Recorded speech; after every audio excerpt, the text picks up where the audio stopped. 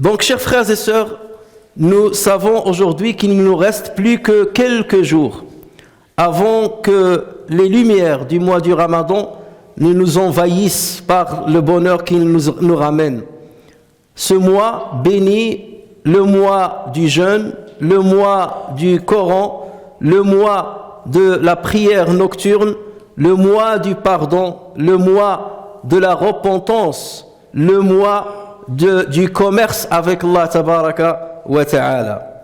Le mois du Ramadan vient chaque année pour les musulmans afin de purifier leur cœur, afin de parfaire leur comportement, afin de réformer leurs pratiques quotidiennes, afin de guider leurs œuvres, afin de les rapprocher de leur Créateur et de leur adorer. Allah tabaraka wa ta'ala a rassemblé dans le mois du Ramadan tous les mérites religieux que l'on puisse espérer. Il a rassemblé ce qu'on ne retrouve pas dans les autres mois de l'année. Donc il n'y a que celui qui est paresseux, qui ne s'élance pas dans ce mois-là, dans ce mois-ci, afin de gagner la miséricorde de Dieu et l'agrément d'Allah Azza wa Jal. Il n'y a que l'égaré et l'outrancier qui ne fournit pas l'effort afin de parfaire sa religiosité pendant ce mois béni. Et en tant que musulmans, nous avons, à chaque fois qu'on se rapproche du mois du Ramadan, nous avons besoin de nous préparer à différents degrés afin de bien accueillir ce mois-ci et afin de bien accomplir les obligations qui sont les nôtres pendant ce mois béni. Il s'agit en effet de se préparer spirituellement. Il s'agit de se préparer physiquement également. Et il s'agit aussi de se préparer scientifiquement au niveau des connaissances religieuses qui nous permettent de bien parfaire nos adorations et nos obligations pendant ce mois béni. Et souvent, les années dernières, nous avions parlé de la préparation spirituelle pour le mois du Ramadan, mais nous allons, Inch'Allah, pendant ce prêche du vendredi, et celui qui lui fera suite, bi'idnillah, parler de la préparation scientifique. Autrement dit, nous allons citer quelques convenances jurisprudentielles qui se rapportent aux jeûnes du mois du Ramadan. Nous savons très bien qu'il y a une grande majorité parmi nous qui maîtrise justement ces convenances, ou bien certains détails jurisprudentiels, mais puisqu'il y a parmi nous ceux qui se sont convertis récemment, ou ceux qui se sont repentis récemment, donc ils ne connaissent pas beaucoup de choses sur l'islam, ou les jeunes qui commencent à grandir, et donc ils sont devant l'obligation de bien jeûner ce mois-ci.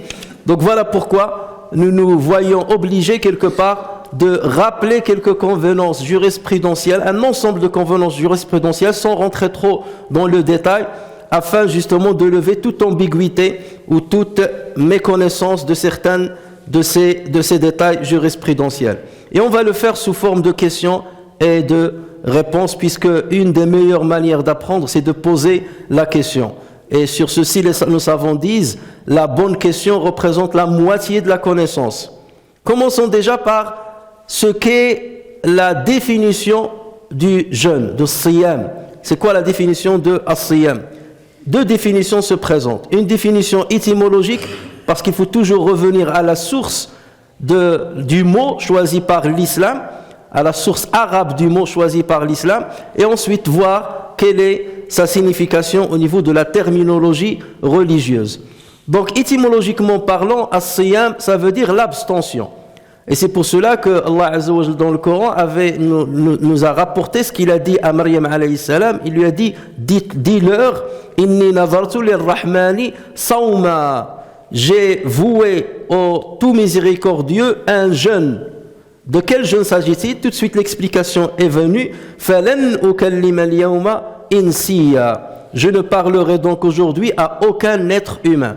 Tel est as-sawm, c'est-à-dire pour lequel, bien le sawm, à propos duquel Maryam alayhi salam était en train de parler. Et non pas sawm, l'abstention de manger ou de boire, c'est l'abstention de parler à un être humain. Donc telle est la définition étymologique.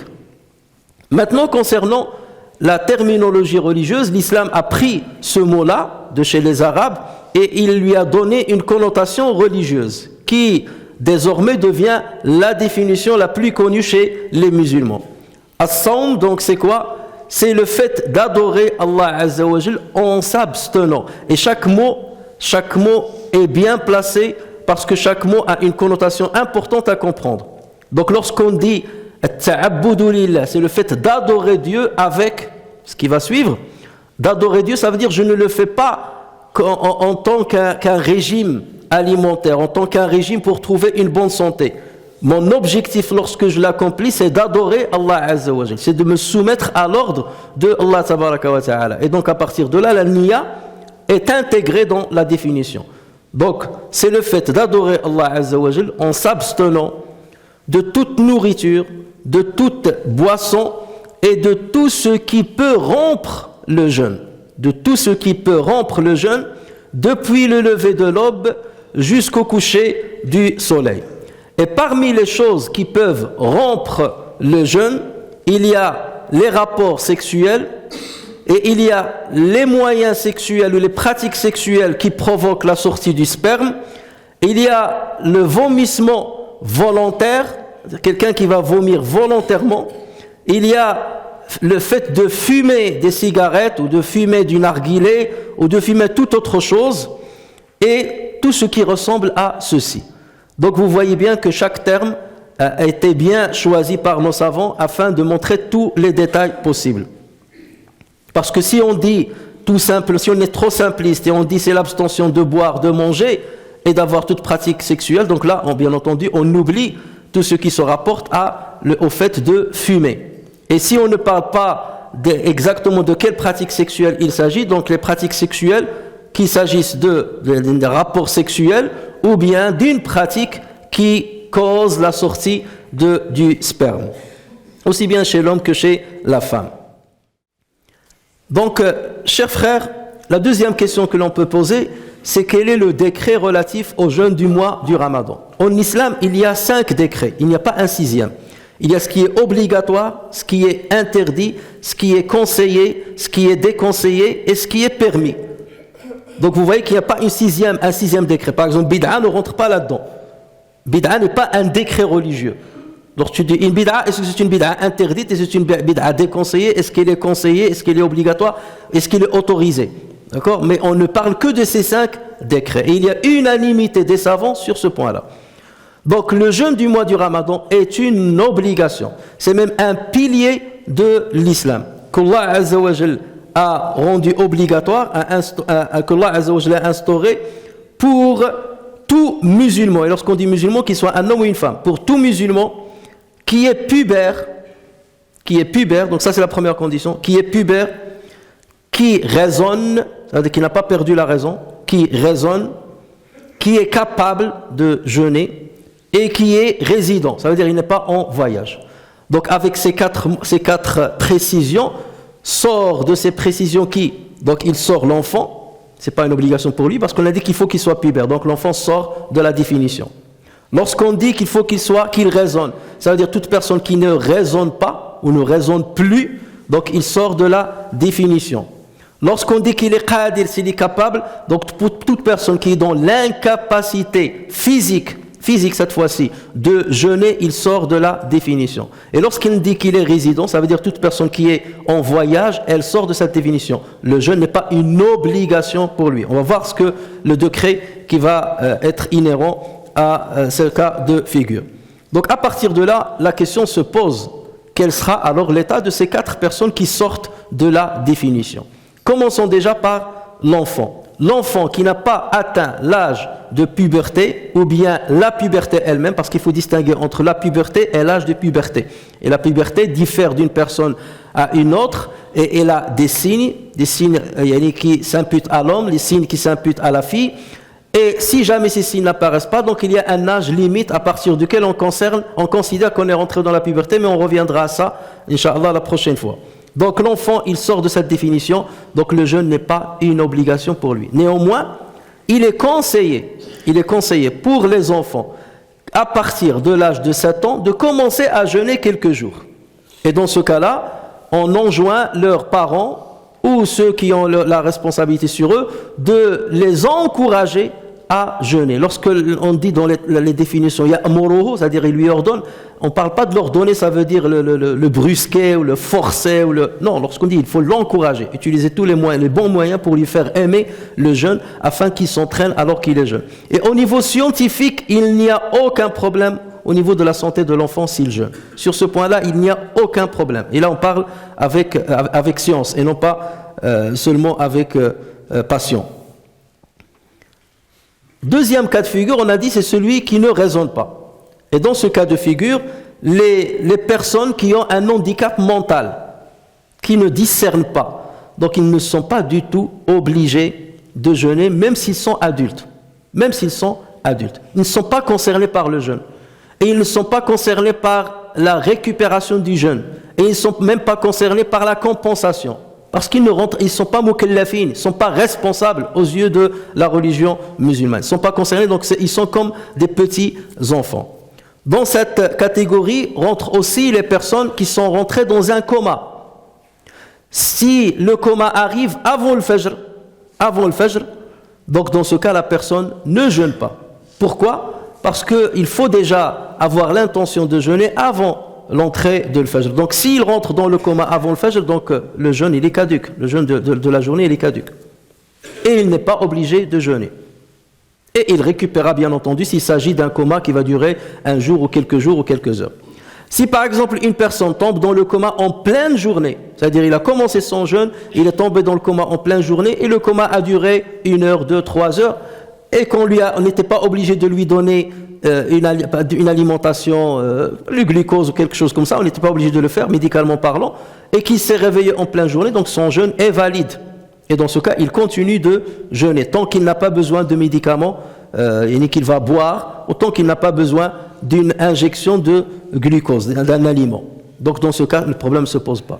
Si quelqu'un, par exemple, est tombé dans le coma pendant tout le mois du Ramadan, le mois de Ramadan est arrivé alors qu'il était dans le coma, le mois de Ramadan est sorti alors qu'il était dans le coma, il n'est pas concerné par le jeûne, ni par le rattrapage du jeûne.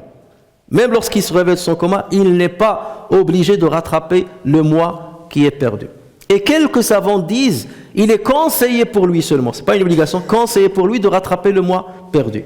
Mais pourquoi ? Parce que à l'entrée du Ramadan, il n'avait pas la raison. Donc il n'était pas assujetti au jeûne du mois du Ramadan. La troisième catégorie, c'est, on a dit, celui pour qui le jeûne est obligatoire, c'est celui qui est capable. Donc ceci exclut toute personne qui est en incapacité de jeûner. Et ceux qui sont incapables, d'abord, il y a les personnes qui sont malades. Et pas n'importe quelle maladie, la maladie qui ne lui permet pas, à cette personne-là de jeûner. Soit parce que sa guérison va se retarder, soit parce que sa situation va s'aggraver. Donc voici la condition.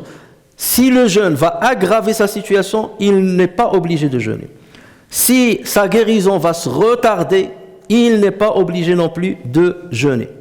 En revanche, si la maladie n'a aucun impact sur son jeûne, je ne sais pas, quelqu'un qui est asthmatique par exemple, il doit jeûner, parce que l'asthme et le jeûne, il n'y a pas d'interférence entre les deux, sauf dans des cas, des crises par exemple, il aura besoin de prendre certains médicaments spécifiques. Pourquoi j'insiste là-dessus ? Parce que beaucoup parmi nos frères et sœurs insistent, même s'ils sont malades, et que le médecin leur dit, vous ne devez pas jeûner, parce que celui auquel on doit se référer, c'est le médecin fiable. Un médecin fiable de confiance, c'est lui quelque part qui te donne la fatwa. Ça devient ton mufti. Qu'il soit musulman ou pas musulman, dès lors que c'est un spécialiste, un expert, et qu'il est de confiance, c'est pas quelqu'un qui va te dire ne jeûne pas seulement parce que pour lui la religion par religion, alors qu'il sait que tu peux jeûner. Non, on parle de quelqu'un de confiance. Donc dès lors qu'il te dit tu ne dois pas jeûner, ça présente un risque pour ta santé, dans ce cas il faut l'écouter, même s'il se trompe. Même s'il se trompe, toi, quelque part, tu es exempt de péché. Tu n'as pas commis de péché parce que tu as suivi un expert. Et c'est ce que te demande l'islam. Parce que c'est Allah Azza wa Jal qui a instauré le jeûne et qui nous a ordonné le jeûne. C'est lui-même qui, dans le Coran, a dit par 2 fois, quiconque est malade ou en voyage alors qu'il jeûne un nombre égal d'autres jours. Ça veut dire qu'il ne jeûne pas pendant le Ramadan et qu'il rattrape un nombre égal de jours qu'il a manqué pendant le Ramadan. Donc c'est Allah Azza wa Jal qui le dit dans le Coran. Donc il faut écouter Allah Azza wa Jal. Il ne faut pas considérer ça comme une chouma, ça se fait pas, ça se fait pas que je... Non, tu es malade, donc tu es exempt du jeûne. Et il faut suivre ce que dit la religion parce qu'Allah Azza wa Jal, il nous veut la facilité et il ne nous veut pas la difficulté. D'ailleurs, c'est ce qu'il dit dans le verset. Allah veut pour vous la facilité, il ne veut pas la difficulté pour vous. Et même si le médecin s'est trompé, s'agissant par exemple d'un médecin musulman, expert, qui a dit à quelqu'un ne jeûne pas, de par ses connaissances, de par la bibliographie qu'il a consultée, de par son expérience personnelle avec d'autres patients, il a considéré que cette personne-là ne doit pas jeûner. Et il s'est trompé. Alors que dans la réalité, il aurait pu jeûner. Même le médecin est excusé, n'a pas commis de péché. Parce qu'il s'est basé sur ses connaissances. Il a fait un ijtihad, il a fourni un effort intellectuel de par son expertise, il a considéré que cette personne ne doit pas jeûner. Supposons qu'il s'est trompé, il n'est pas pécheur, ni la personne qui l'a conseillé et qui l'a suivi. Donc, rentre dans la catégorie de ceux qui sont incapables de jeûner, ou qui peuvent être incapables de jeûner, la femme qui est en état de grossesse ou qui allaite son nouveau-né, son nourrisson. Mais sauf que là, il faut donner une précision. C'est qu'à la base, la femme qui est enceinte doit jeûner. Et la femme qui allaite doit jeûner. Ça, c'est la base, c'est la règle de base. Mais si jamais on lui conseille, ça veut dire son médecin lui conseille de ne pas jeûner, dans ce cas, il suit l'ordre du médecin, ou bien le conseil du médecin. Ou si jamais elle a commencé à jeûner et qu'elle a vu que ça provoque un risque pour elle, ou pour l'enfant, qu'il s'agisse de la femme en grossesse ou la femme qui allaite, dans ce cas, elle arrête de jeûner. Et elle aura le moyen de récupérer, et on verra les différents cas de figure là-dessus la prochaine fois, Inch'Allah. Donc il faut d'abord tester. Et j'ai eu personnellement l'occasion d'être parmi les jurys d'une sage-femme qui a fait une étude bibliographique sur justement le jeûne et la femme en grossesse. Et elle a démontré avec des publications à comité de lecture, que les femmes qui ont jeûné alors qu'ils sont en grossesse, leurs enfants jouissent d'une bonne santé, il n'y a pas de problème. Ils ne sont pas plus malades que les enfants qui naissent d'une femme qui a mangé. Et plus que ça, on a trouvé qu'il y a une tendance à la significativité au niveau du poids. Ça veut dire que leur poids est supérieur, le poids des enfants d'une femme qui a jeûné le mois du Ramadan, à la naissance, leur poids est légèrement supérieur, d'une manière significative, légèrement supérieur au poids des enfants qui sont nés d'une femme qui a mangé pendant le mois du Ramadan. Pourquoi ? Parce que le corps de la femme est fait de sorte qu'il mobilise les réserves afin de subvenir aux besoins de l'enfant d'abord. Et la femme qui est enceinte a énormément de réserves au niveau des graisses, au niveau du glycogène dans son corps pour pouvoir alimenter l'enfant, même si elle ne mange pas pendant quelques heures. Donc il faut que la femme déjà commence, parce que malheureusement on voit sur internet et ailleurs, tout de suite dès que je suis enceinte, je dois rompre le jeûne, je dois pas. Non, il faut commencer par jeûner et essayer de jeûner. Et si vous voyez qu'il y a des difficultés ou qu'il y a un danger pour vous ou pour l'enfant, dans ce cas vous rompez le jeûne. Et il en est de même pour la femme qui allaite. Si le fait de jeûner va impacter négativement le lait qu'elle donne, au niveau quantitatif ou bien au niveau qualitatif, quantitatif ça veut dire le lait, elle a moins de lait. Et donc l'enfant ne peut pas allaiter à sa faim. Donc dans ce cas, elle arrête de jeûner. Ou qualitativement parce que l'enfant, même s'il tète, son corps va ressentir que ce lait-là n'est pas suffisant pour ses besoins alimentaires. Et donc, il va commencer à pleurer.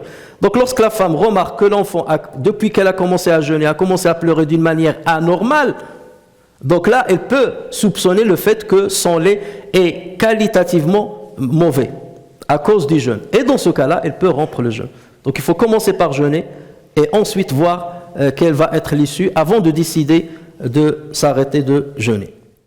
Chers frères et sœurs, nous sommes toujours en train de parler de ceux qui sont dans l'incapacité de jeûner. Donc on a cité les malades, on a cité la femme qui est enceinte ou la femme qui allait. Il y a aussi la personne qui est très âgée, qui est tombé dans la sénilité, tellement il est âgé que son corps ne supporte pas la faim, ne supporte pas la soif.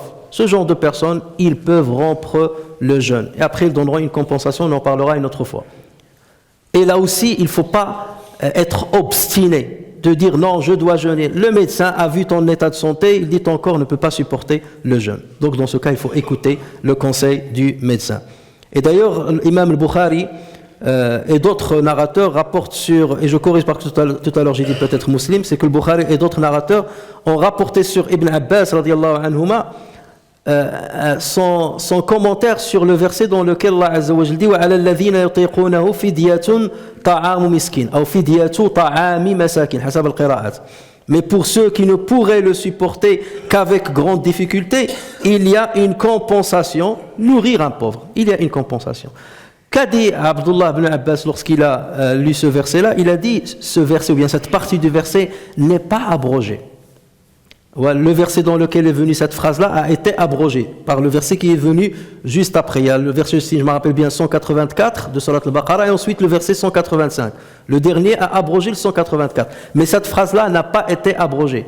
Et c'est Abdullah ibn Abbas qui le dit. Forcément, il a eu cette information, soit du prophète sallallahu alayhi wa sallam directement, soit par le biais d'un compagnon qu'il a apprise du prophète sallallahu alayhi wa sallam. Donc Ibn Abbas, il dit, cette partie-là, ou bien cette phrase-là n'a pas été abrogée, et il s'agit de la personne âgée qui est dans la sénilité et la personne qui soit un homme ou une femme et qui ne peut pas supporter le jeûne. Dans ce cas, il donne une compensation. Il s'agit de nourrir un pauvre. Dans cette catégorie aussi, entre les travaux qui donnent beaucoup de pénibilité. Mais ce qu'il faut savoir, c'est que la pénibilité, elle est classée en deux. Il y a la pénibilité qui est supportable et la pénibilité qui est insupportable. Parce que de toute manière, le jeûne, il occasionne une certaine difficulté, une certaine pénibilité. Mais là, on parle, lorsque la pénibilité est supportable, il n'y a pas de problème. Tu as un travail physique et tout, tu as un peu soif, mais tu peux supporter la soif jusqu'à la fin de la journée, tu dois jeûner. Tu n'as pas d'excuse. Mais là, on parle de certaines pénibilités ou de certaines fonctions, certains métiers qui sont très, très, très durs. Comme par exemple, autrefois, les gens qui travaillaient dans les mines, ils sont sous terre avec la chaleur, ils sont en train de casser, et donc là, le jeûne leur occasionne une soif insupportable. Dans ce cas, on les autorise à rompre le jeûne et à récupérer plus tard.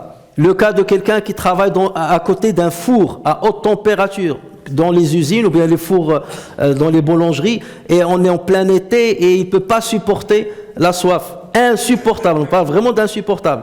Dans ce cas-là, on l'autorise. Le cas, par exemple, d'un pompier qui a commencé à jeûner sa journée et dans une intervention, il devait éteindre un feu qui a duré longtemps. Il est resté 2 heures, 3 heures à éteindre le feu. Et donc là, ça lui a occasionné une soif insupportable. Dans ce cas, on l'autorise à rompre le jeûne. Yuridullahu bikumul yusr. Toujours le principe là. Yuridullahu bikumul yusr wa la yuridu bikumul usr. Dieu vous veut la facilité, il ne veut pas pour vous la difficulté. Reste à parler de al-musafir, de la personne qui est en voyage.